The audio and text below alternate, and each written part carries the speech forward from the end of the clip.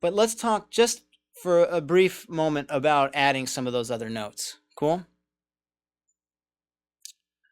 Um,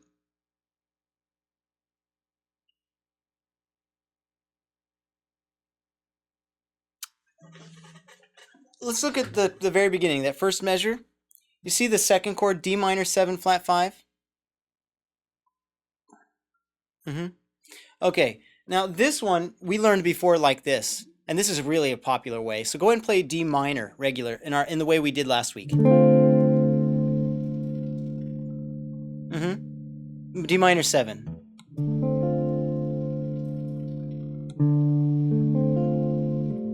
Good, okay. And now flat to 5.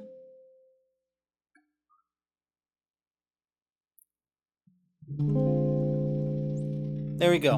Okay, now this is probably one of the more popular versions of this chord. All right, but when you play your original voicing, there was more than one fifth. Does that make sense? There were more than one fifth? No, there was more than one fifth, I think. Okay, so it's the high E string was also the fifth.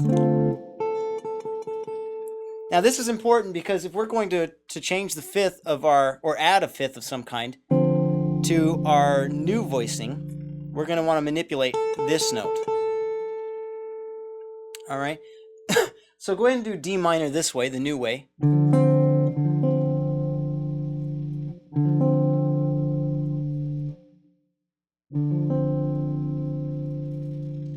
There we go.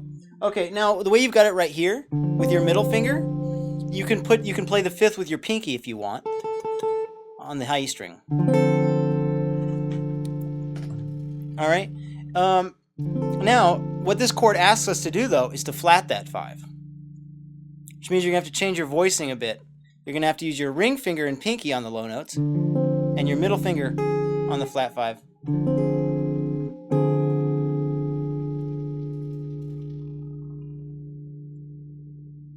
We're keeping the same voicing, technically. We're changing the fingering. I might have misspoke earlier if I said otherwise. So we got our ring finger, index, and pinky, and that's making our minor chord that we learned today. It's a minor 7 chord minus the fifth, and we use our middle finger up there. And we want to avoid the B string. Yeah, if you were to bar with your index finger, then you could play that, but we don't want to do that. We want to keep this like a skeleton, where we got our main chord, and then we have extra notes on top. And this is an extra note on top right now, our flat 5. All right?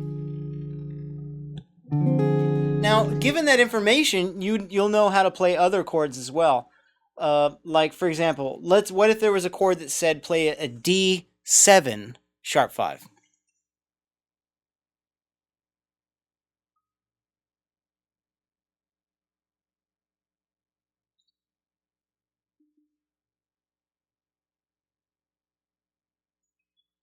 So first thing you have to do is find the D7, which was, here's your D, and here was our 7 shape, our dominant shape, right?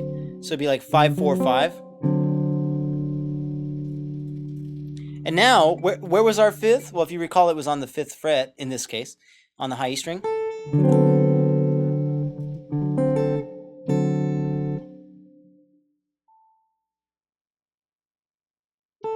The 5th fret, right? If you want to sharp it, then you go to 6th fret. Yeah, exactly. You got it on the 6th fret? All right, awesome. Here we go. That's it. And this is an alteration. This is rather an alteration more than an extension. I mean, there's kind of some reasoning as to why a person might argue that, but the idea is that an extension would be of the chord in its diatonic state, like you got your root, your third, and your fifth. Those are chord tones. Then an optional chord tone is the 7th. So you add the 7th. You got root, third, fifth, 7th. And if the 7th is a chord tone, then after that is when the scale tones officially begin, which would be your 9, your 11, and your 13, which is to say your 2, your 4, and your 6. And those are your extensions. So you have your actual chord, like the meat of your chord, and then the notes that are like decorative or exactly a 9, which is a 2, or an 11, which is a 4.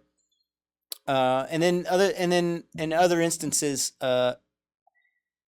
it's a bit more deep and complex. But if it's a 4 chord, then you would have a raised 4 of sharp 11, and that would be an extension.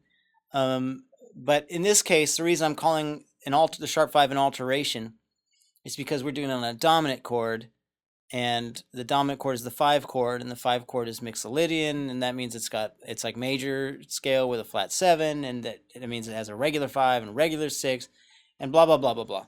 So, like, long story short, the sharp 5 is out of context with the mode to which it belongs, and it's sort of a harmonic distortion in a way, and that's where we get this tension. And the reason we like that is because if we can resolve it and create these really really kind of musical, like,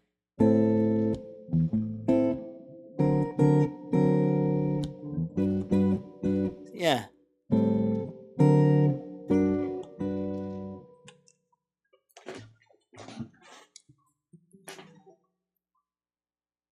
Yeah, well, this is the secret. Your tension, or even extension, which is a tension of sorts. It's a some more or less resolved tension, depending on if it's a 9, which is fairly non-tense, and the 4, which over a major chord is very tense, but not so over a minor chord, or a 6, which is tense over a minor chord, but not over a major chord. And that's kind of stuff we'll talk about over time.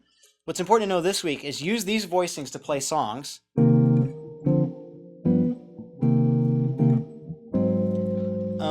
And get really solid at that. If you want to experiment a bit, try looking for these notes. For example, after the D minor 7 flat 5, the next chord is G7 sharp 5. So go ahead and play your G7.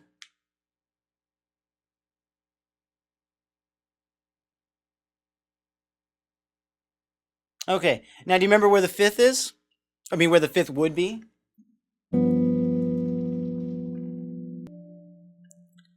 All right, cool. So that B string note, which is a D, but you don't have to worry about that. Just know that right there in the E string shape, that is the 5th, that B string, right? And that's why we left that note out when we played our new voicing. Okay? So this chord says sharp 5. So we've got our new voicing where we use our index, middle, and ring finger. There we go. And now you can add that sharp 5. Oh, watch out, no open strings. You should have the root, which is the 3rd fret of the E string.